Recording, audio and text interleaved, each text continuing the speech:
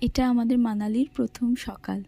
সকাল সকাল বেরিয়েছি হিড়িম্বা দেবী মন্দির আরও লোকাল সাইট সিন করতে। তো এমন সময় হিড়িম্বা দেবী মন্দিরের উল্টো দিকে চোখে পড়ে এই মিউজিয়ামটি। তো যথারীতি আমরা ভিজিট করতে চলে যাই। আর সেদিনকার মতো আমরাই ছিলাম সেদিনকে প্রথম দর্শক। একদমই ভিড় নেই, একদম নির্ঝঞ্ঝাট, ভিড় ছাড়াই আমরা মিউজিয়ামটা খুব সুন্দরভাবেই দেখি। সমস্তটাই ছিল ওখানকার মানুষের যে কালচার, সেটার সাথে পরিচয় করানোর জন্যই এই মিউজিয়ামটা।